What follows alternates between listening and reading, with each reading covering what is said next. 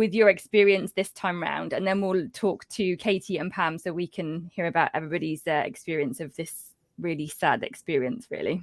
It is. It's sad. It's definitely sad for us, right? It's not necessarily sad for our cats, unless this is a health issue, right? So as we were just saying before we came on live, anytime that this has happened in the past, especially with urination, when one of our cats, like Pooh Bear, would pee outside the box, it was usually assigned to us that he had a urinary issue, right? And that's number one that we always want to check if your cat suddenly starts going outside the box. And so we were always able to detect that and correct that really quickly. This time was a surprise, right? And there were a number of things, and I think it's really good for all of us humans to understand the complexity of cats, them emotionally, and what goes into it. So initially, I'll just kind of truncate it as much as I can. Initially, I think what we did was we missed a stray cat on the outside that was marking outside. I remember going back to Instagram stories and looking to see when we posted, we're like, what's this on our coffee mugs? It looks like cat pee. And sure enough, it was. There were no behavioral issues. There was nothing. And we posted it to stories like, this is weird. Wow. Like cat pee that ended on my... And then we had, shortly thereafter, a few days, then we had a redirected aggression situation that horrified all of us. We had to separate our cats, all of that. Then we had a situation where our energy was very heightened. We were dealing with something not to do with even the cat situation, but certainly dealing with an issue that was causing a personal problem. Right. A lot of stress. And so this marking thing really took off. So the weeing thing happened before, like, you had any other signs of anything else. You had the weeing and then the behavior, the redirected aggression. Right. So this is what's really interesting is that in this case, there are multiple things that we can pull from as far as like what is causing suspect that has caused. And it's been a lot of changes. We went to CatCon. I went out of town to Florida. There's, we went through that emotional heightened event, stressful event.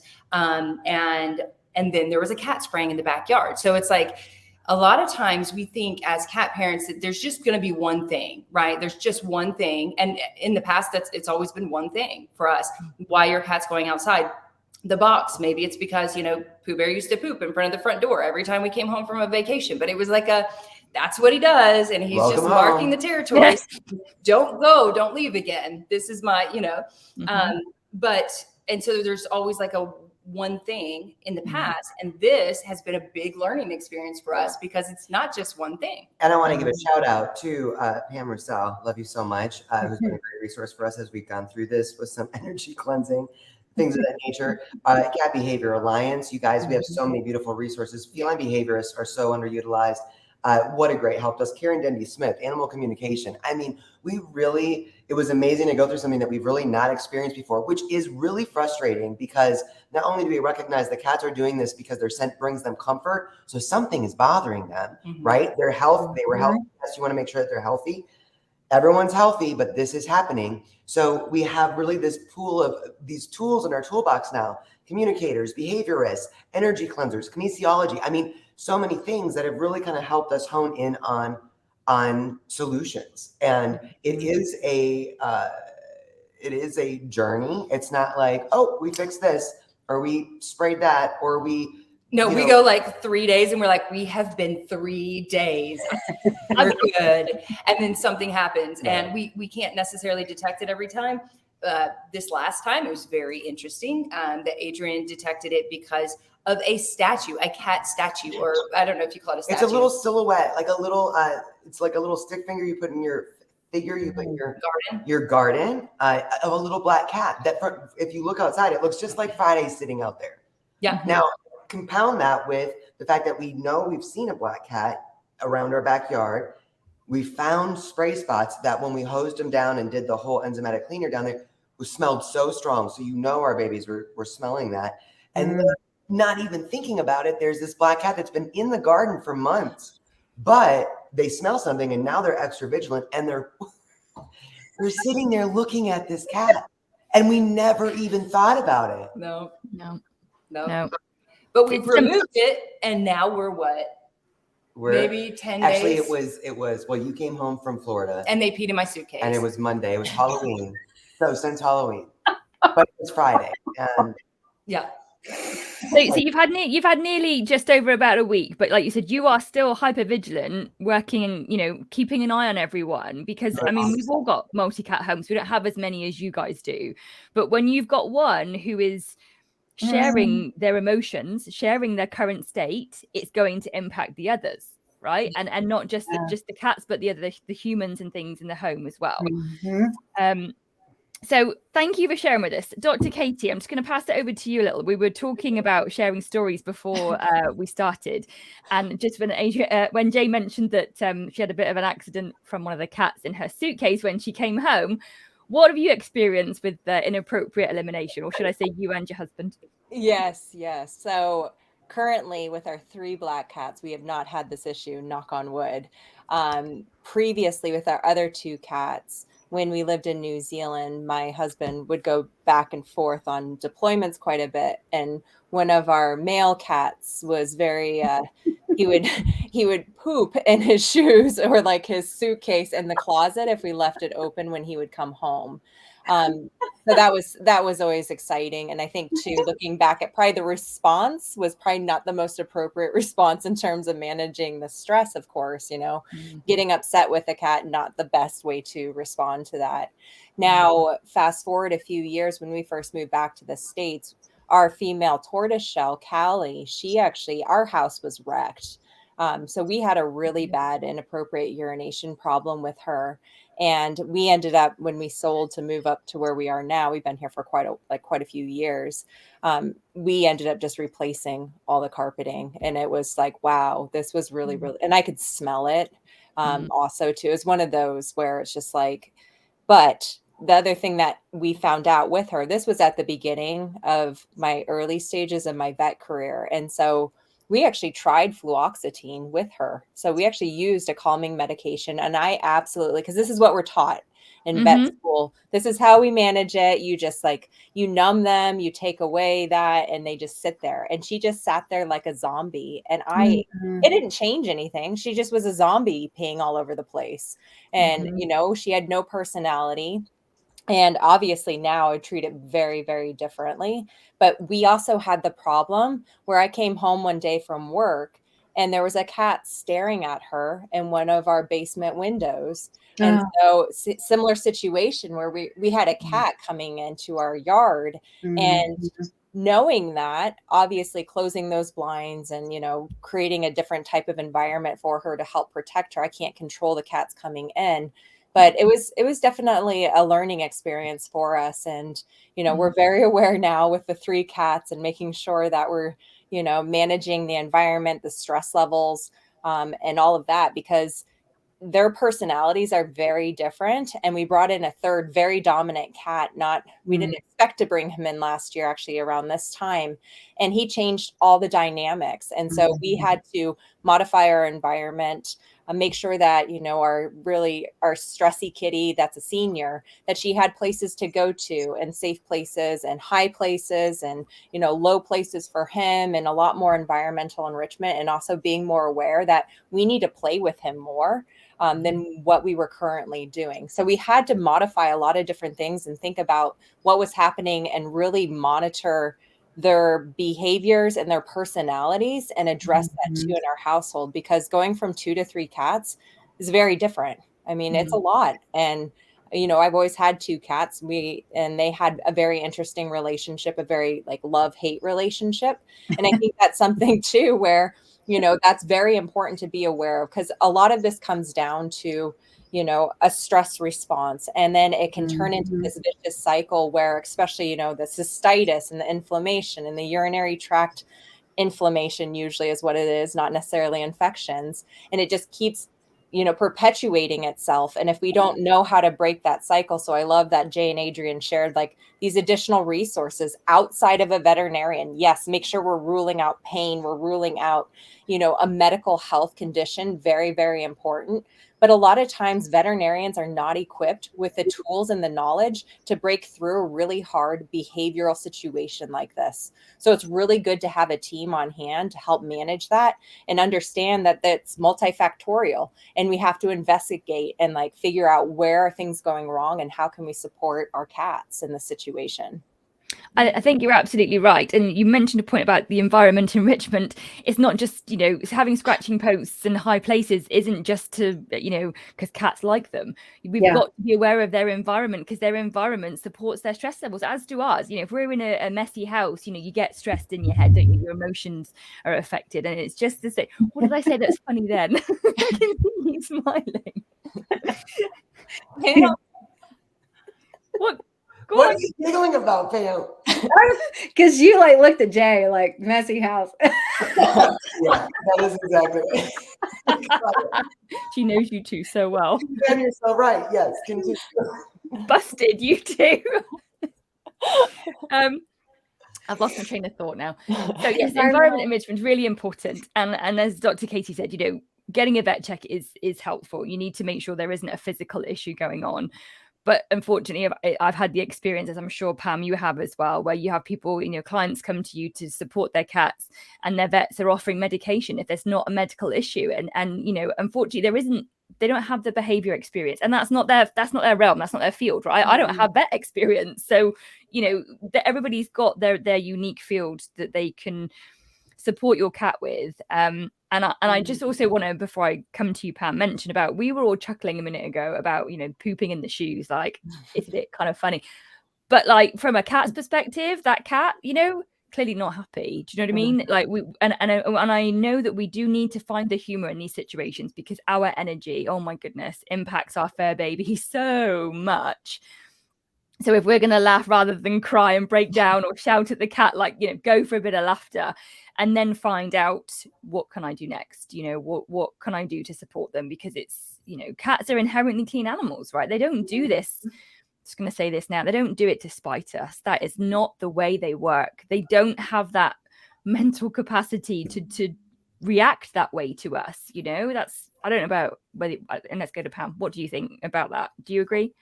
I do agree. I think they're misunderstood. Yeah. We try to put our own human experiences and assumptions based on how we would respond. We're trying to humanize them, and that's normal that people do that, because we've humanized our pets over the last 10, 20, 30 years. They've become part of the family, not just a pet. So we have humanized them in many ways. So that makes a lot of sense. Yeah, for sure. For sure. So Pam, tell us a little bit about any experiences that you've had with inappropriate elimination, any of your cats. Yeah, well, there's a few things. Many years ago, when I was living in my other home, still married at the time, Snow Bear started marking, and it was because of bullying. And I didn't have the tools that I have today. And it was because he was, the twins would team up and stalk him or whatever. He was weaker. He was not as healthy. So I think he became an easy target for them. And there was something about turning age 6. It was like a flip of the switch. And all of a sudden it was like they had him in their bullseye all the time. It was really frustrating. Fast forward now, I was telling Julianne the other day, it's really a modern day ghost story that I deal with. And it's so funny because, funny but not funny, I've had several clients recently have the same problem, and it's a ghost story.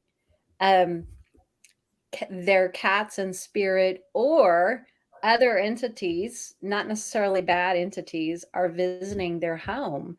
And the cats see this, they sense that energy. We're oblivious, and they're fearful, and they're marking or they're pooping outside the box because they're afraid to go in certain areas, or they just need that comfort of their scent on things that, parents are like, please don't please don't pee on the rug again, and outside the box. And they're frustrated because they don't know what's going on until they come to me. Unfortunately, as Julianne and I have talked a lot of times, we're able to see what people can't see with all the energy work and stuff that we're able to tap into.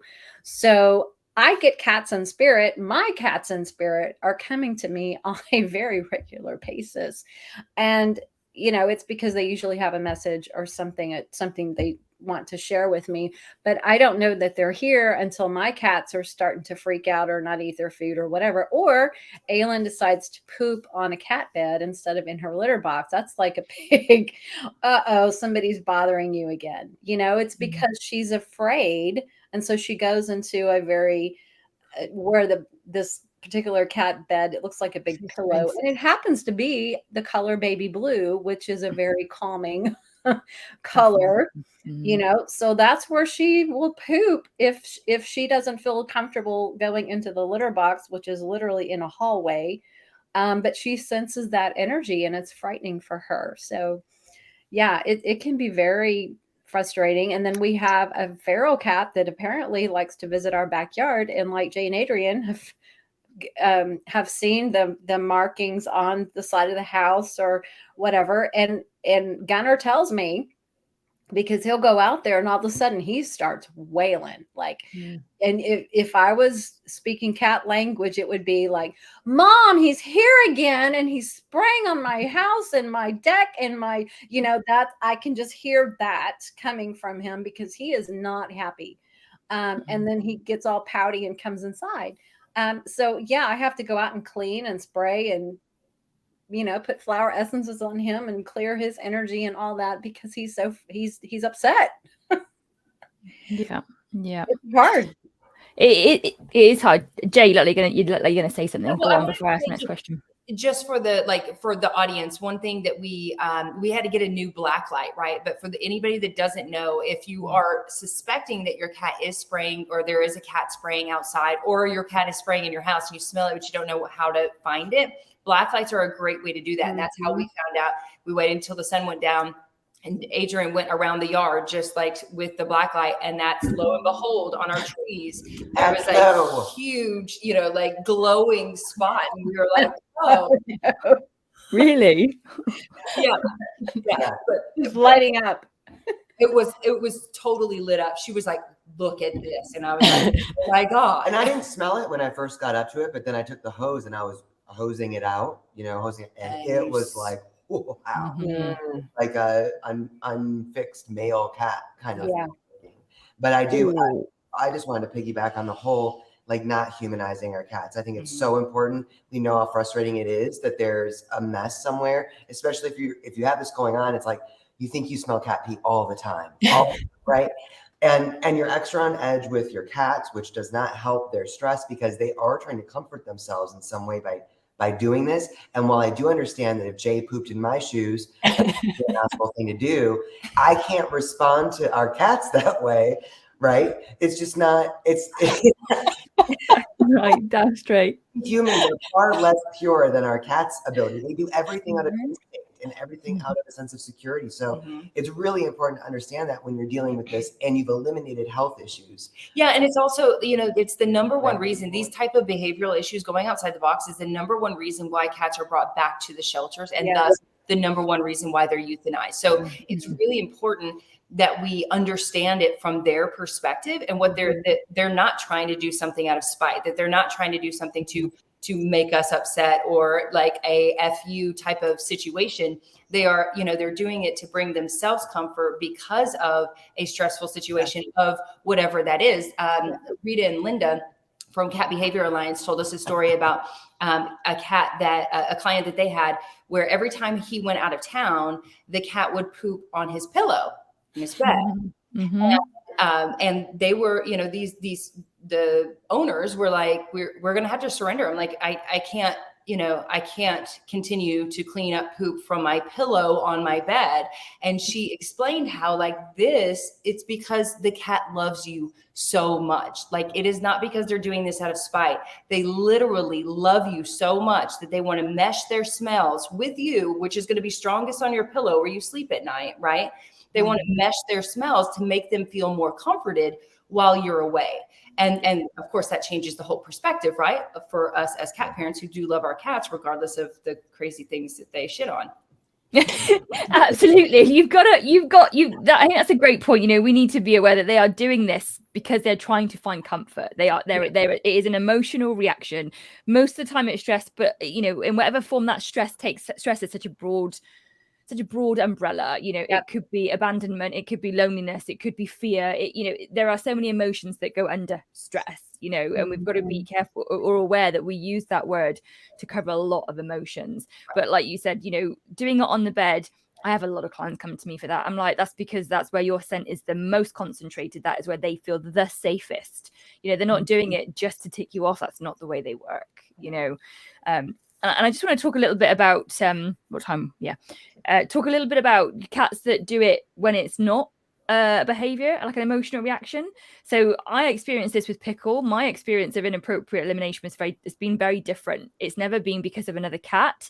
It's been because of her health issue. So she didn't have a UTI, urinary tract infection. She didn't have cystitis or anything like that.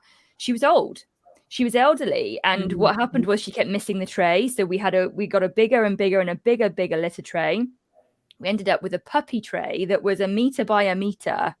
Absolutely massive. Yeah. And mats all the way around the outside. I could probably fit half my body in this tray, and she still weed outside because she would put her front 2 feet in the litter tray and her back end would be over the edge because she couldn't cookie down, and I didn't realize this for a while until we actually saw her, not using the tray. We just thought she wasn't kind of getting in. It was shallow. And then she evolved, and then she would wee where she was on the sofa, and it broke my heart. But I still didn't understand back then, this was only a few years ago, that she was doing it because she couldn't move. Her hips, maybe they'd locked, maybe they were sore, maybe she was too stiff. But we would come home and we would find that she'd weed on the sofa. She'd be sat on the sofa, so we'd have to clean her up. And then we'd play this game called Hunt the Nugget, which was, where's the poo today? Hunt the nugget. Hunt the Nugget. Yeah, Hunt the Nugget. It was a frequent game in our house. Yeah. Hunt the Nugget. And it was heartbreaking, and I think I didn't realize then how much more compassion I could have shown her. There were times when I got it and other times when I was just so frustrated because I've got to wash these mats again and again. This is the 3rd time today, so I want to talk a little bit about when we're dealing with this, what do we do? So I'm going to go around you all again, and I would really love to hear one thing that you've tried with your cat that has helped and one thing that you've done for yourself that has helped, because I think we do need to be aware of not just our energy but our emotions in all of this. And like Katie said, not the best reaction to shout at the cats.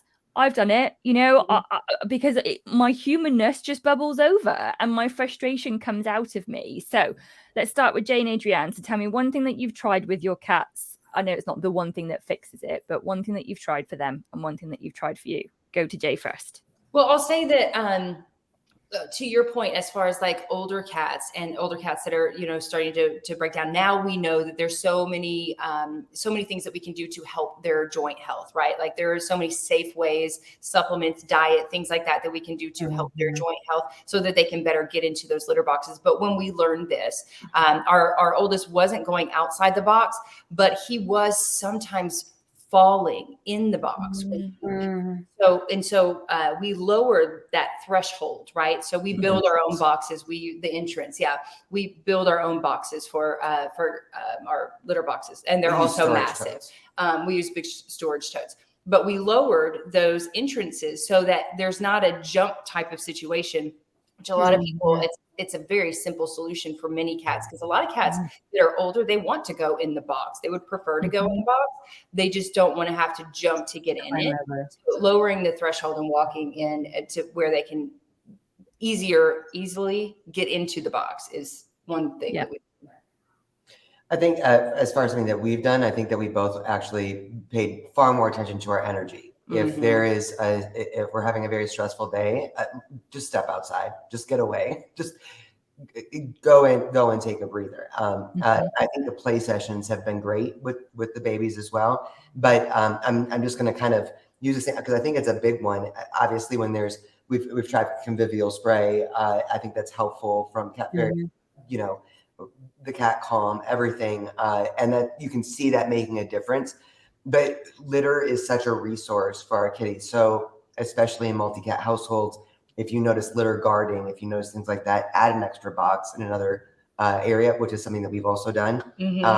With Pooh Bear, that's what we used to always have to do is whenever he would have like those moments, we would just go get him a new box, put in the new litter, and bring it to him, literally bring it wherever he's at. And we're like, look, we got you a new box. And he would go in and use it. Like, even if it was just like a little bit, like he didn't really have to pee. He's just like, I'm going to mark this box. And then the issue would stop. And we did that, I think 2 or 3 times when back in the day when he was, so we did not follow instructions. We just mentioned like 7 things. But yeah, sorry. No, it's fine. It's fine. It's fine. Okay. Dr. Katie. I think it is hard to stick with like one thing though. You know, with like our current cats, knock on wood, we haven't had an issue, but the litter boxing, we had to make our own litter tray for Moki, who has cerebellar hypoplasia. There's no way that cat's getting in. If he has to jump in, it's going to be chaos. And so, you know, I think that's really important too, is getting creative with some of this stuff and making sure like you don't have to buy the litter boxes that are out there. However, you know, I think too, like there's so many neat ways that we can help our cats with stress. Like one of the things, you know, especially after meeting Julianne, like your herb gardens, you know, those are amazing. And especially in a multi-cat household, being able to put that down, they don't always, you know, self-select it, which I think some people get frustrated with, but I know that having it down for them to be able to choose to go to it is really helpful. And I just love watching them do that. I'm going to put one other thing down too, because I shared a video or a picture of Tico and the Ripple rug the other day with these beautiful ladies. We've got 2 Ripple rugs. Moki's in one behind me, and then we have another one downstairs. And it's just like the neatest little environmental enrichment to help keep their stress levels down and to engage. So, you know, it doesn't always have to be a supplement that you have to put in to their mouth or create more stress around like the feeding plan and things like that. But just getting creative with some of these really neat resources that are out there now for our cats can make a huge difference to their overall quality of life. And I think the big thing for us, and this is something where I also have like guilt around how we handled, you know, Callie's inappropriate urination. You know, I was really stressed. I hated my vet job. And, you know, it's a big reason why we moved up here. And that played a part. And I think the biggest, easiest thing, I love how Adrienne, you said, like, you just go outside, but taking a deep breath, like deep breathing and grounding yourself is so important, because knowing like that he's sitting there watching me. And if I'm getting upset working, I have a bed on my desk that you can't even see that Kiwi sits in. And if I'm not managing my stress, my energy appropriately, then they're going to be absorbing it also. And that's typically when I see more of like redirected aggression, especially with like Tico and Kiwi. And so I need to be more aware of my emotions and taking deep breaths, and also just taking time out each day, even if it's like 5-10 minutes, to do like a short meditation. And that can make a huge difference for, especially like with the way the world is right now. But I think just becoming more aware of ourselves and grounding ourselves in deep breathing, or removing yourself and taking a deep breath outside to help ground yourself better is huge. It can make a huge difference for calming down that stress response that we can feel when this is occurring. Definitely. Beautiful. Brilliant, Katie. Pam, what are your thoughts? Well, a couple things come to mind. Fortunately, my cats are pretty easygoing, and once I do energy clearing work for whatever is bothering them, they're pretty good. They're great. I mean, I don't have any issues, they start to use the litter box again. And Aylin doesn't pee outside the box. She just tries to go poop somewhere else. So identifying that, it's just like it's like her waving the flag going, Mom, he's back, come fix it. And so I go fix it. That usually works really well. Years ago, when the cats were having all the issues in the house, they were standing up peeing. And so we ended up getting the high-sided litter boxes, and those have been a lifesaver, because let's face it, some cats just don't want to squat, so they don't make litter boxes that really fit all cats. You have to go look at how they prefer to do their business, and you have to go find something accordingly. So I tell people, look at how they prefer to do their business and get them a high-sided litter box, because it really does help. And then the other thing is try different litters. So if you've come to like a decision that you need to change your litter for some reason, and then all of a sudden you start having problems, it's probably because you changed their litter. So you've got to go take a step back and look at things from their perspective. What changed? Is there, like you said, the energetics of the home can change, life changes can happen, and then all of a sudden their behavior starts changing. So you have to step back and just kind of put on your Sherlock Holmes hat and just be a detective and look at the progression of things, when it started, how long it's been going on, and were there triggers, were there signs that maybe you missed? Because a lot of times they're trying to tell us, but we're just not paying attention. So sitting down and just, putting your judgment aside for a second and just look at it objectively from their perspective, instead of reacting like like our humanness wants to, of course. You just have to look at it from their perspective and think like a cat. Does this new litter, does it smell funny? Is it the texture? It hurts my feet. How do they respond to where their litter box is located? Sometimes people put litter boxes where it's convenient for them, but not necessarily where it's best for the cat.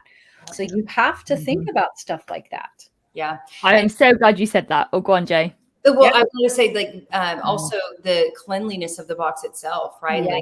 I'll be very honest. Back in the day, we had 4 cats, 2 litter boxes, clay litter, and we only scooped once a week. Right?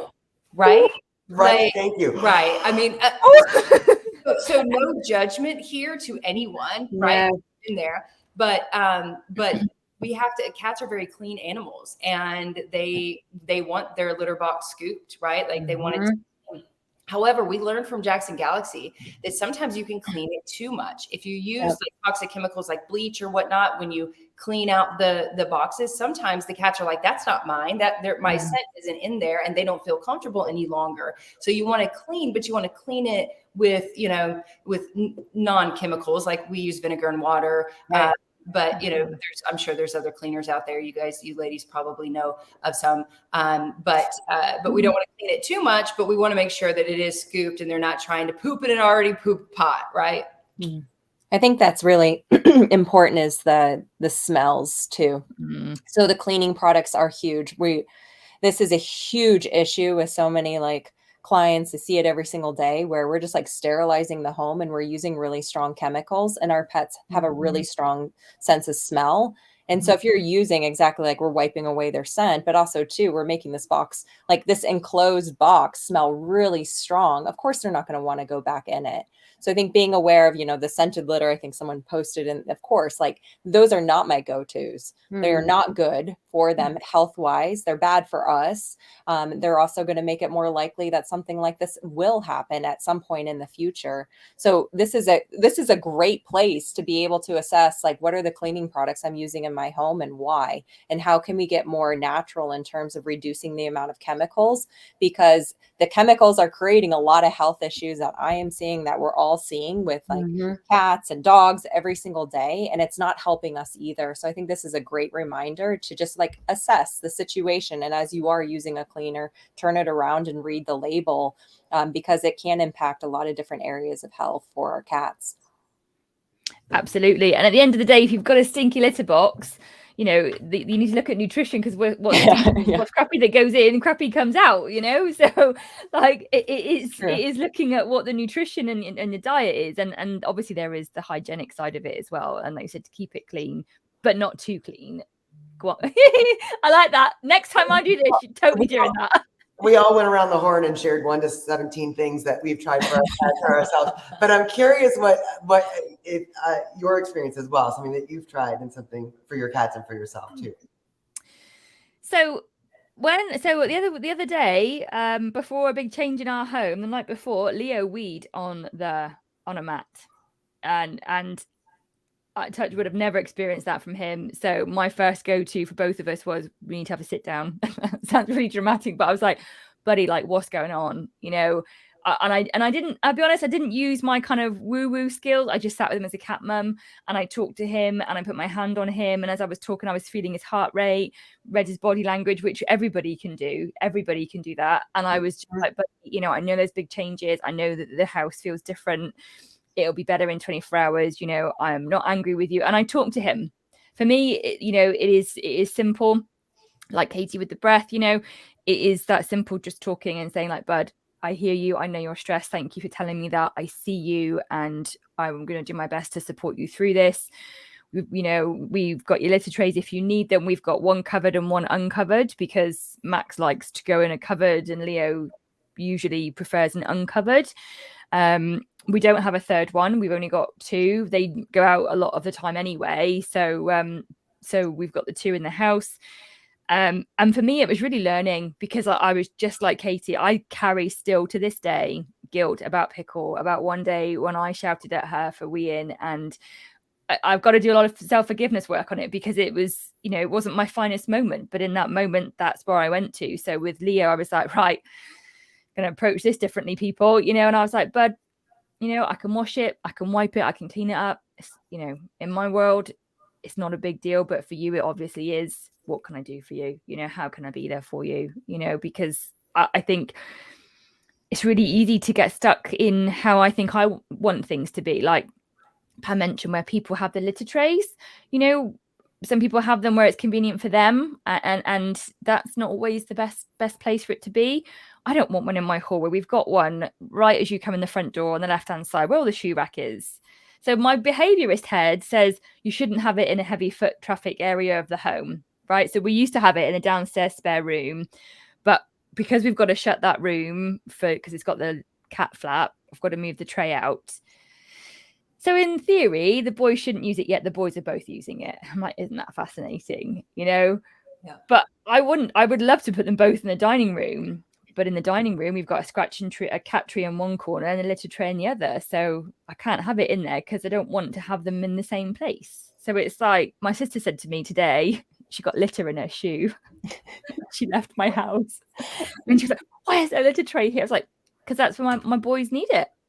And that was it. I was like,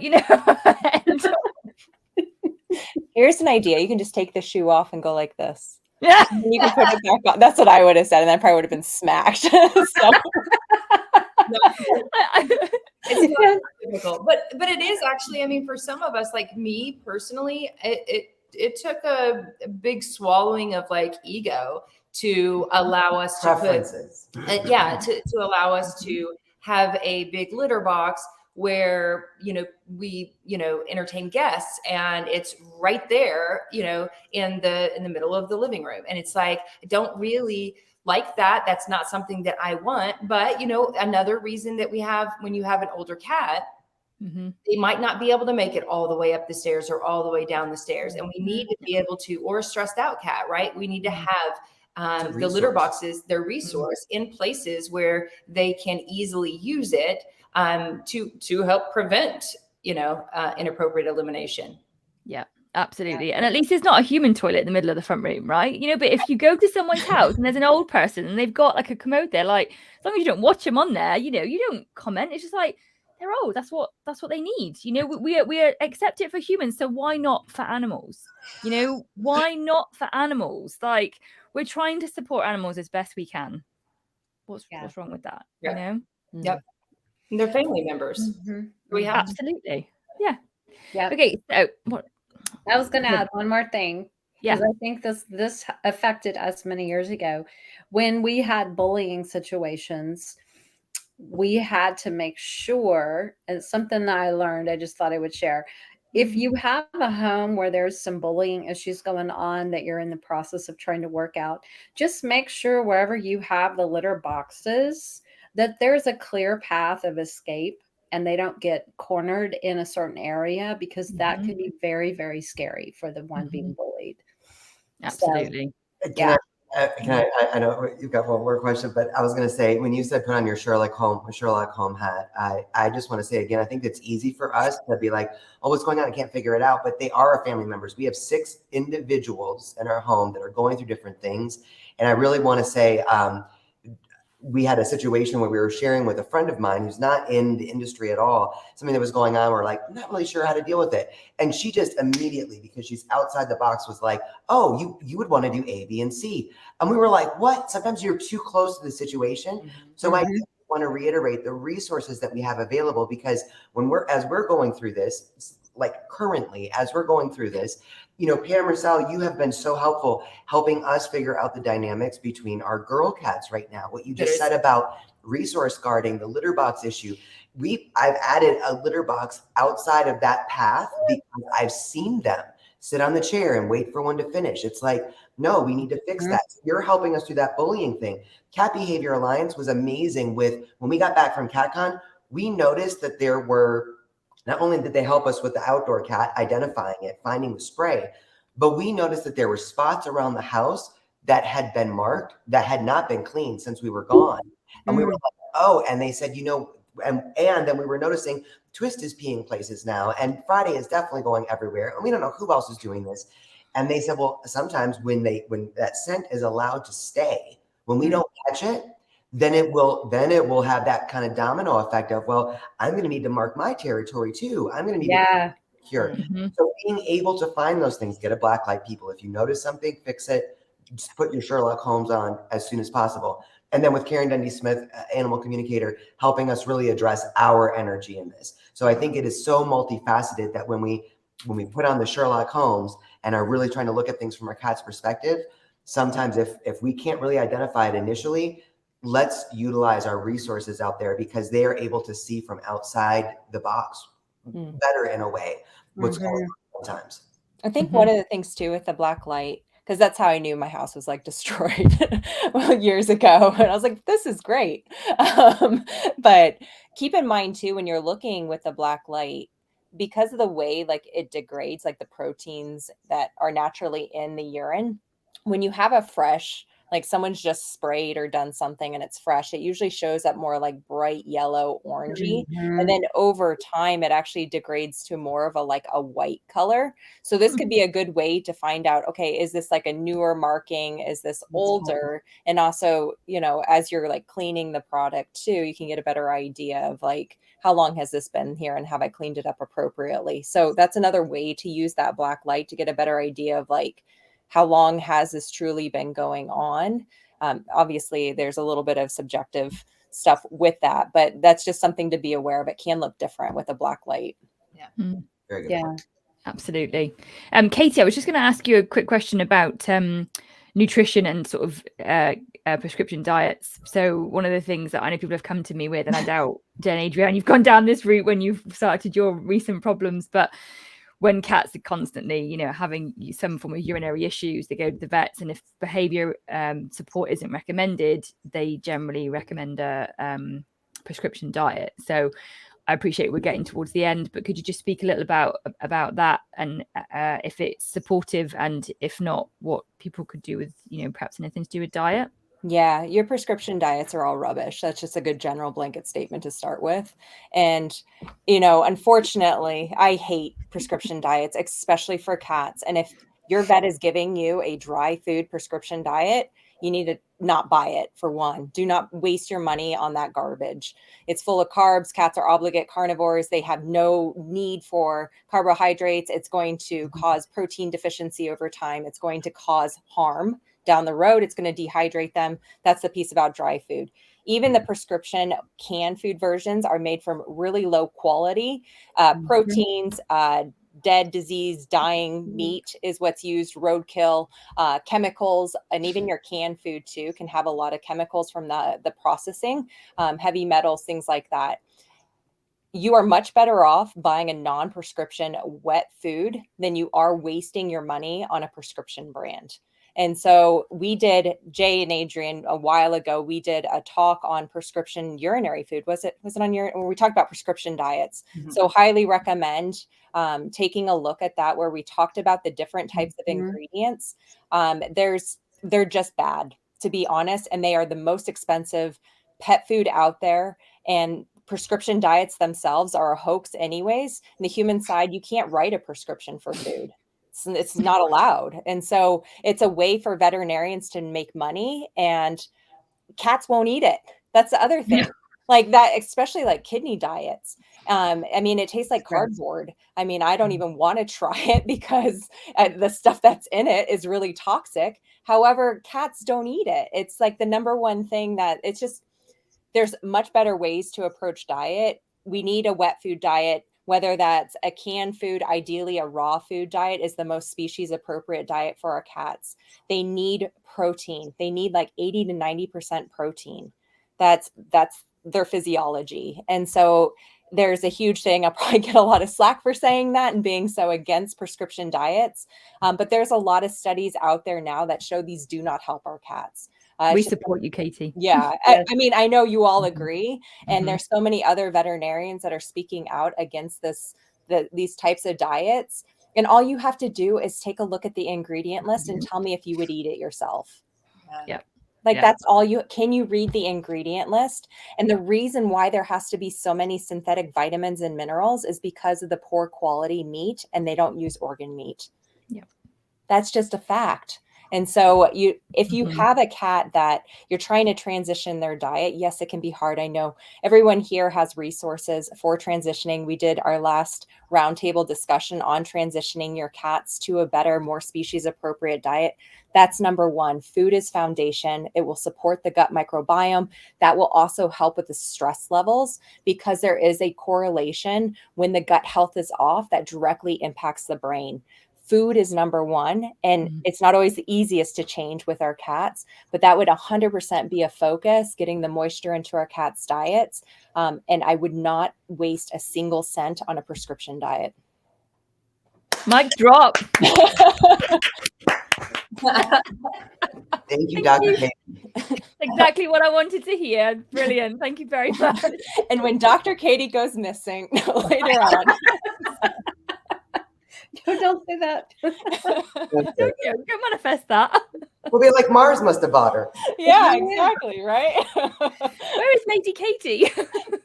I have a question for you guys. I know a lot of people use the enzyme cleaners. Do you guys have a favorite type of enzyme cleaner? And a lot of people have said, oh, I've tried it, they don't work. I think there's a specific way to use them. People probably don't leave them on too long, on long enough, or what are your thoughts on that? Jane Adrienne, go to you. Yeah, so we recently learned of one that we haven't tried yet by Dr. Jean Hovey. She has one that she loves, and of course we want to go as natural as possible with these enzymatic cleaners. We use anti-icky poo, which is recommended by a few different behaviors that we've worked with. But what's interesting is the Nature's Miracle. I'm not trying to shout anything out, but Nature's Miracle, we used to have it. I don't know if we ever used it. We probably did at some point. But we never read the ingredients in it. And the ladies from Cat Behavior Alliance were telling us about reading the ingredients. They were like, it is so toxic. Like, you don't never use that. And I was like, they're not even in nutrition and health, right? They're just in behavior. And I was like, wow, that's very interesting. So reading the ingredients and knowing what's in the enzymatic cleaner that you use is important.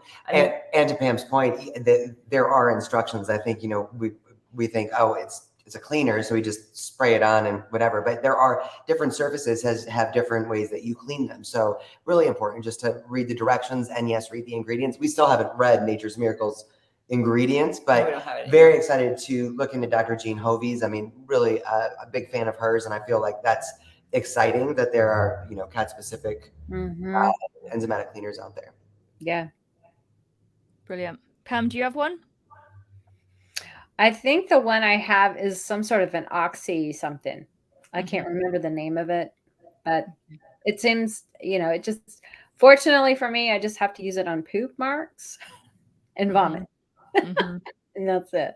Yeah. So, but it works. It seems to work. And I did spray it outside on the little feral cat marking on my house. I thought you were going to say the feral cat, that I was about to say, Pam, wrong kind of show. Wrong kind of show. Right? No, I'm not to deal with stray cats. Okay. We used to, just a funny note, it was not funny at the time, but laugh now. Our house in New Zealand, so it, you know, it had like a crawl space underneath it. And we used to get these stray cats that would go underneath the middle of the house and just caterwaul all night long. Like, it was just like, oh my gosh. And then of course our cats were outdoors, and then they'd start fighting, and then Ryan would have to get up and like get them out and like stuff.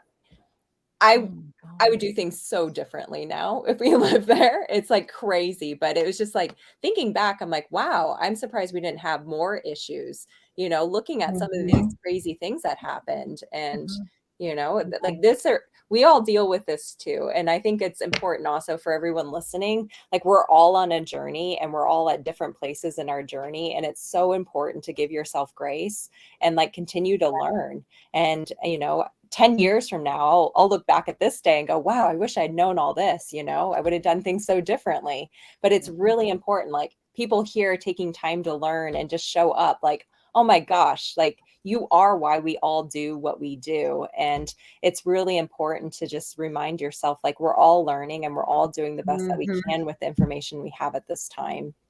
Yep, absolutely. You said that the last point, we're all doing the best that we can with the information that we have. I think that is such a poignant note for people to take away from today. You know, we're all doing the best we can with what we've got in this moment. You don't know what you don't know.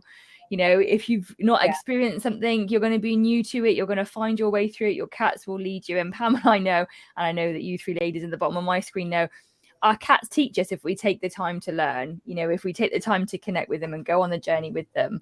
So just before we wrap up, because being the host, like I'm a bit of a stickler for time, and also like I could talk with you all for probably another hour. So we're going to do one last round with everybody. And let me think what a good question would be. Okay, so Jane Adrienne, you've got to answer it separately. What intention are you going to set for your cats as you move forward for the next week? Because you're right in the middle of like monitoring the days of, you know, we've had no wheeze, and obviously you want no wheeze, but what are you going to do to give to be with your cats for the next couple of days following on from our live? Well, it's interesting that you asked that actually, because we do this like phones down Sunday thing now, where we put our phones down, we don't get on the computers.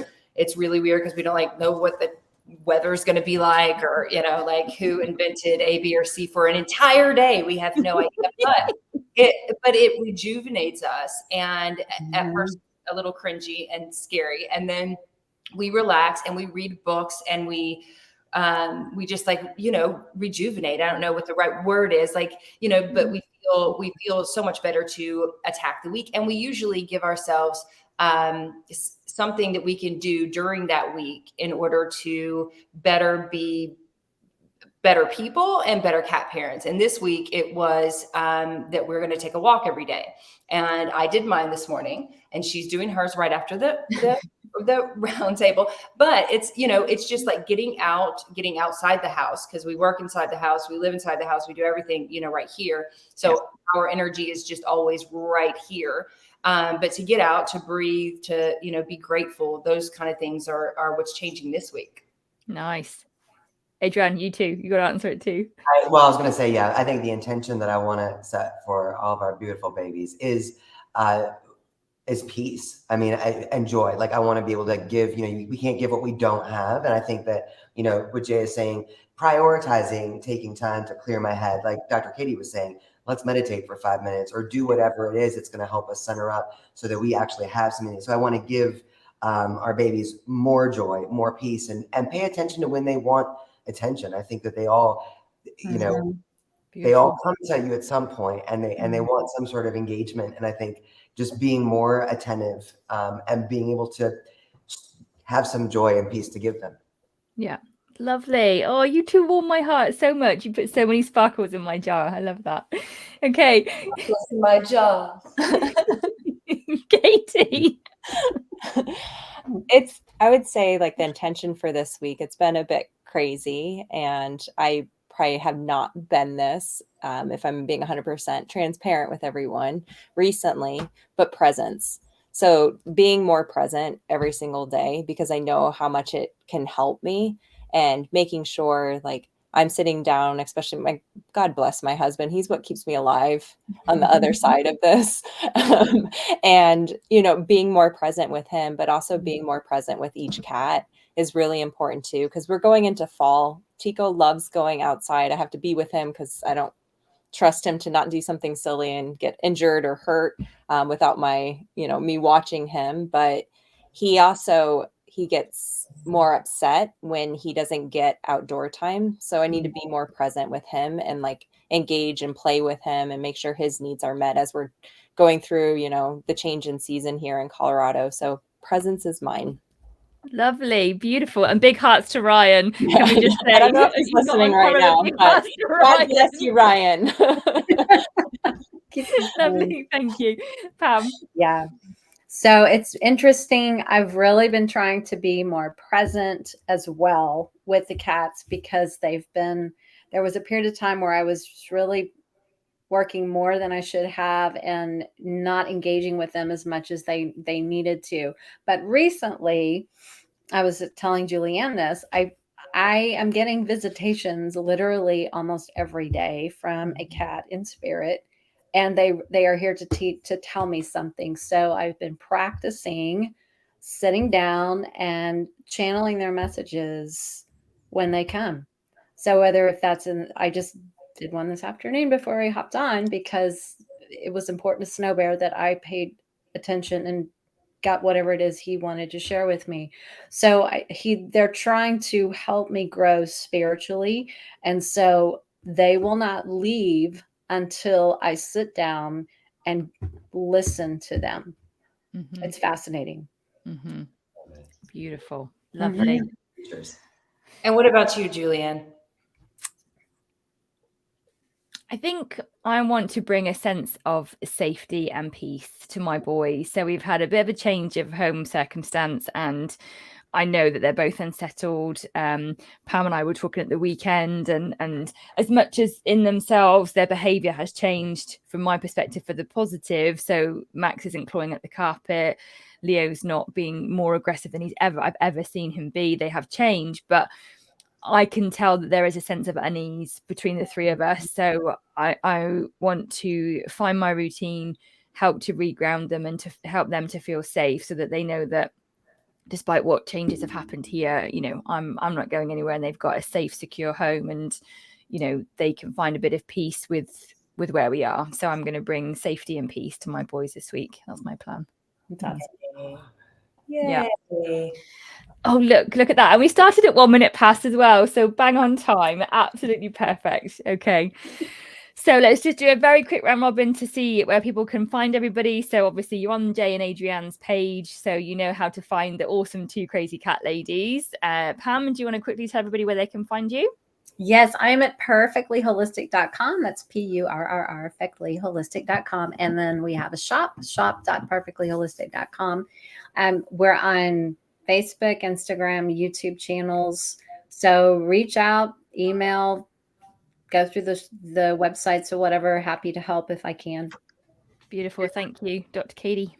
Yeah, you can all find me at thenaturalpetdoctor.com. We also have a YouTube, Facebook, and Instagram channel. And we also do group programs that have some integrated care and personalized testing. So we'll be starting our November round for our Better Gut Health program. So if you have kitties that are having some troubles with gut health issues, definitely reach out and see if this might be a fit for what you're looking for. Beautiful. And I love the fact that just as you finished, there was a gorgeous Halloween cat shape back. Yeah, there's two down there. They're blending in. I love that. it. It's the way you Awesome. stretch in the She's shape like, of yep. a Halloween cat. Like, I Lovely. agree.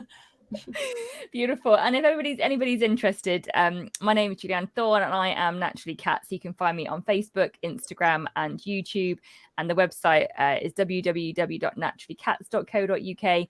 I offer cat chakra cleanses, cat communication, and herbal help sessions. So if you need any help with your cats energetically or emotionally, let me know. And I will hand back to the two crazy cat ladies. Someone's just rang my doorbell. So I heard that. did you? Who's here that late? I think everybody's link to their websites are in the description here, so you guys can easily click in and get to that. And thank you, Bob, for sharing Julianne's link as well earlier in the comments. We will be live this evening for a Q&A Monday on TikTok at 5:30 p.m. Pacific time and Instagram at 6 p.m. Pacific time. So if you guys have any questions, you can always join us there. And we love you ladies so much, so much. I just have to say, because I have all the butterflies and fairies all over you guys. I'm so grateful for each one of, I don't know, like happy things.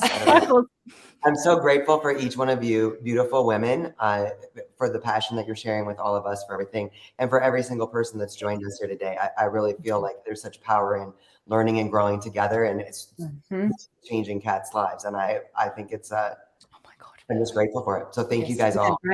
So thank you guys, and we will see you. Thank you, everyone. We love you guys. Love you. Bye, Hang on, I've got to go. Run.